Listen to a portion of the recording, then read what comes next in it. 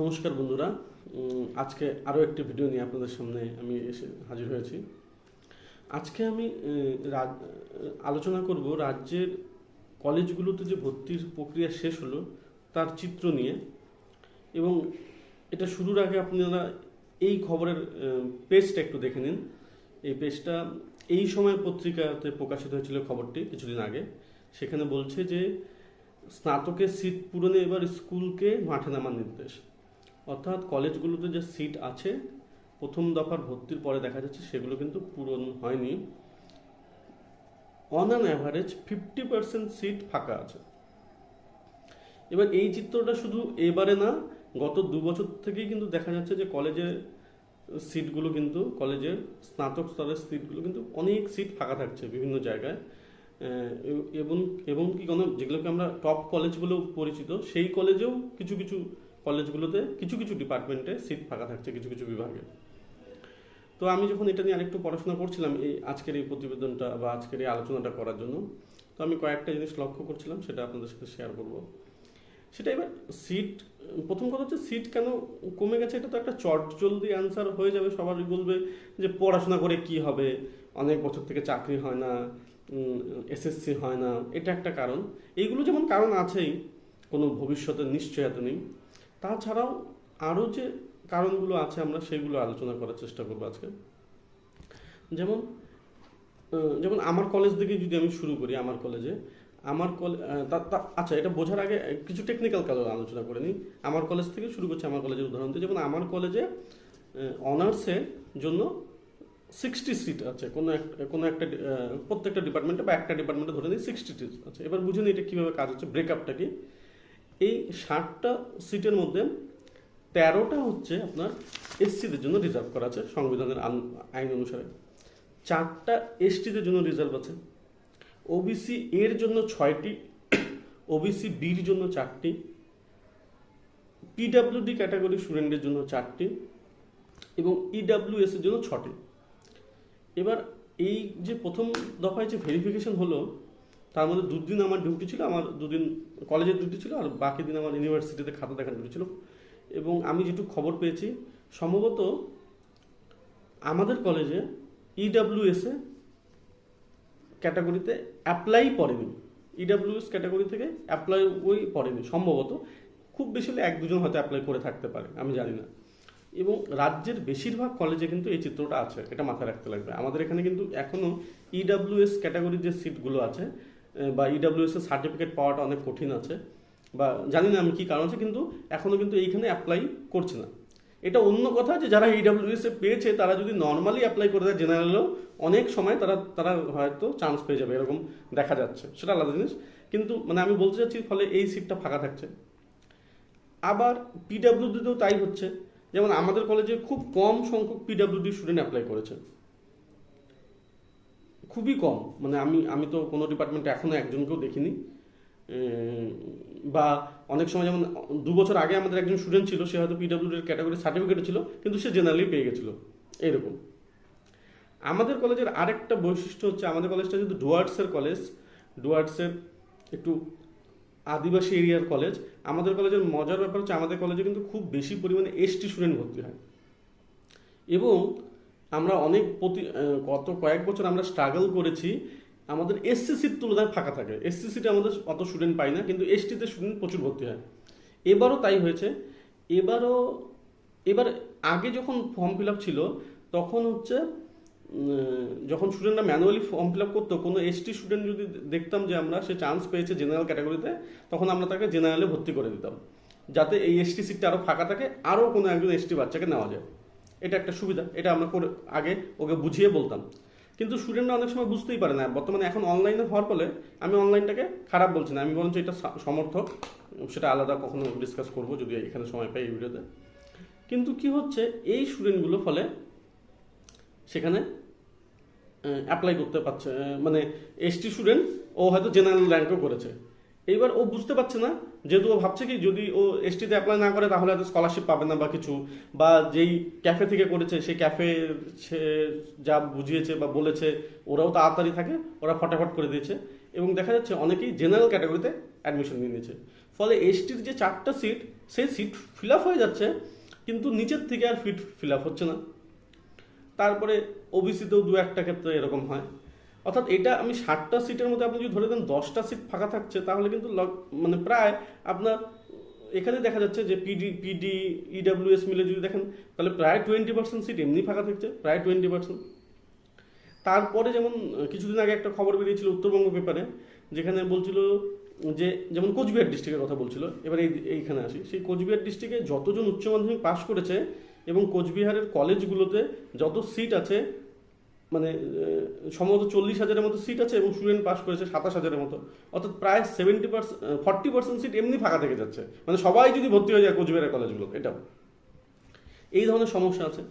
আবার আরেকটা সমস্যা যেমন আমার কলেজের বলি, যেমন আমার কলেজের ইংরেজি ডিপার্টমেন্টে, এই কলেজটা 10 বছর হয়ে গেল বয়স, সরকারি কলেজ, একজনই অধ্যাপক আছে ইংরেজি ডিপার্টমেন্টে এবং গত 10 বছর থেকেই তাই। মধ্যে একজন ট্রান্সফার নিয়ে এসেছিলেন, 7-8 মাসের জন্য তিনি ছিলেন, মধ্যে এই 2 মাসের মতো দুজনের মতো ছিলেন, কিন্তু এখন একজনই অধ্যাপক। এবার যারা ইংরেজিতে একটু মোটামুটি বোঝে বা ইংরেজি স্টুডেন্ট বা একটু পড়াশোনায় ভালো, নর্মালি তো তাই হয়, যারা একটু বেশি দিকে মার্কস পায় তারা ইংরেজি নিয়ে নেয়। সে বুঝুক আর না বুঝুক, ইংরেজি সাহিত্যে তার উৎসাহ থাকুক না থাকুক, কখনো ইংরেজি উপন্যাস পড়েছে না পড়েছে, অন্য কোন কী সাবজেক্ট নেবে ইংলিশ নিয়ে নেয়। এবার আমাদের কলেজে ভাবুন, আমাদের কলেজে মাত্র একজন অধ্যাপক, তাহলে কি হবে রেজাল্ট? এটা একটা কারণ। এই টেকনিক্যাল কারণগুলো ছাড়া আরেকটা কারণ আমি দেখছিলাম, যেটা হচ্ছে জিওগ্রাফিক্যাল ডিফারেন্সের কারণ। সেটা জিওগ্রাফিক্যালি মানে ডিস্ট্রিবিউশনের অভাবের কারণ, মানে আনইকুয়াল ডিস্ট্রিবিউশন বা ফেয়ার ডিস্ট্রিবিউশন অভাব। সেটা যেমন আমি একটা পেপারে দেখছিলাম যে কোন সাবজেক্টগুলোতে এবার বেশি চাহিদা হয়েছে, স্টুডেন্টরা অ্যাপ্লাই কোথায় থেকে করেছে। সেখানে দেখা যাচ্ছে যে সবচেয়ে বেশি অ্যাপ্লাই হয়েছে ইংলিশ, জিওলজি, ফিজিওলজি, মাস কমিউনিকেশনের মতো সাবজেক্টে। সবচেয়ে কম বাংলাও আছে, অবভিয়াসলি বাংলাতে সবচেয়ে বেশি হয়েছে, তাছাড়া মানে চাহিদা বেশি যেখানে, সেটা হিসেবে বলছিলাম।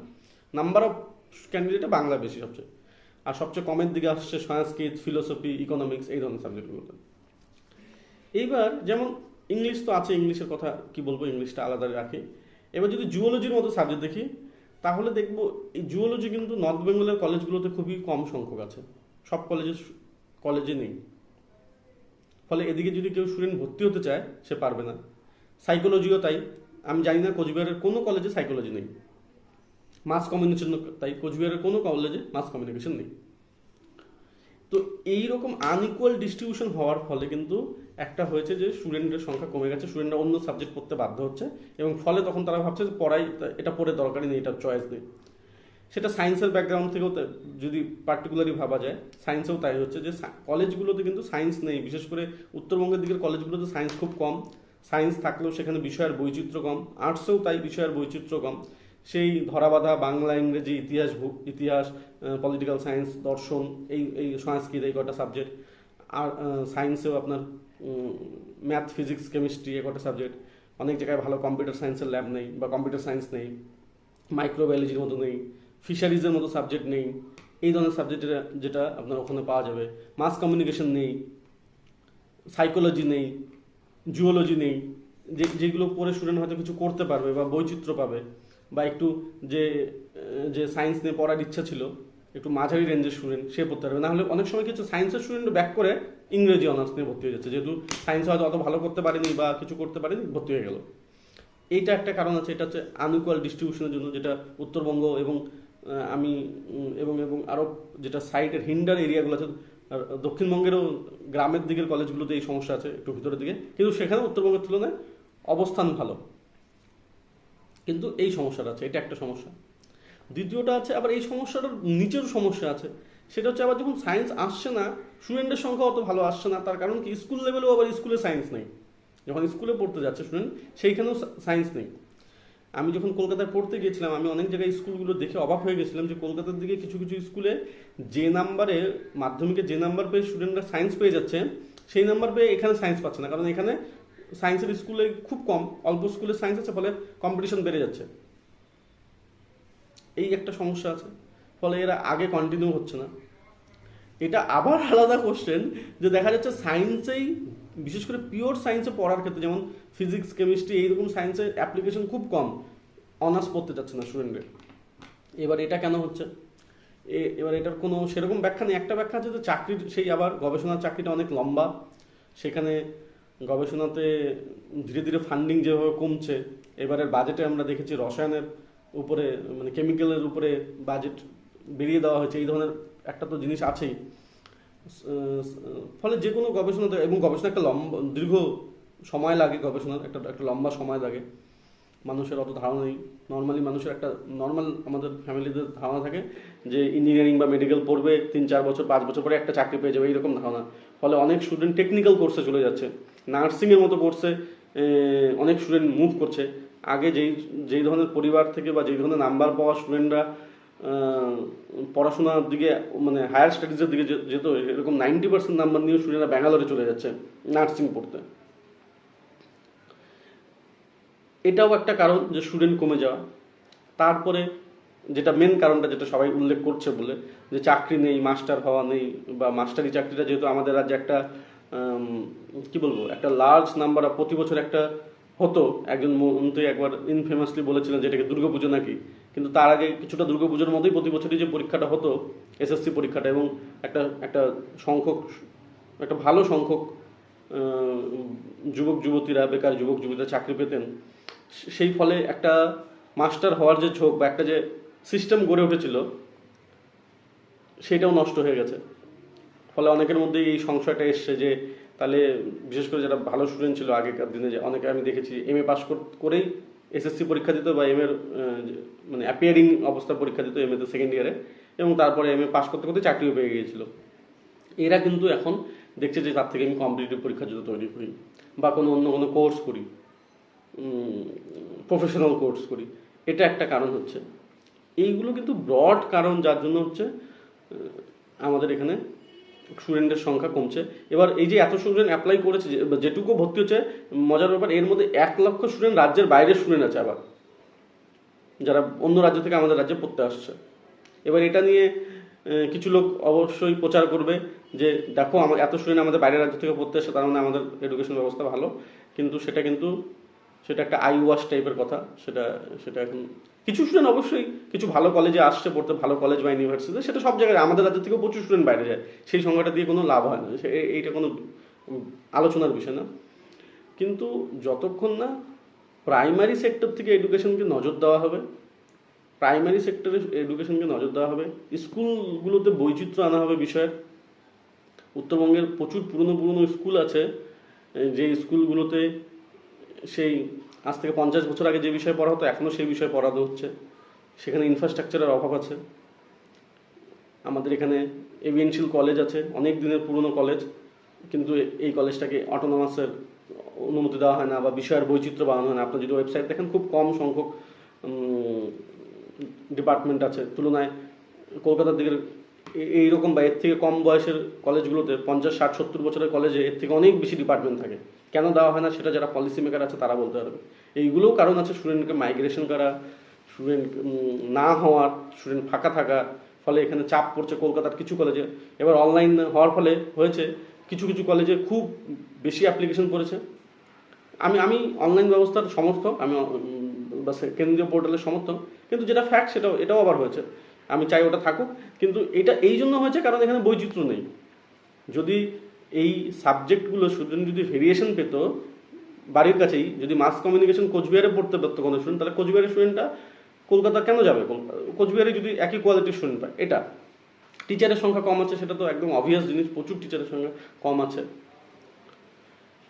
তারপরে টিচার নিয়োগের প্রক্রিয়া নিয়ে লোকের মনে একটা সন্দিহান হয়েছে, ফলে ভালো যারা স্টুডেন্ট তারা রাজ্যের বাইরে চলে যাওয়ার প্ল্যান করছে, বা যা ভালো বা যাদের একটু অ্যাফোর্ড করতে পারছে পড়ার ব্যাপারে।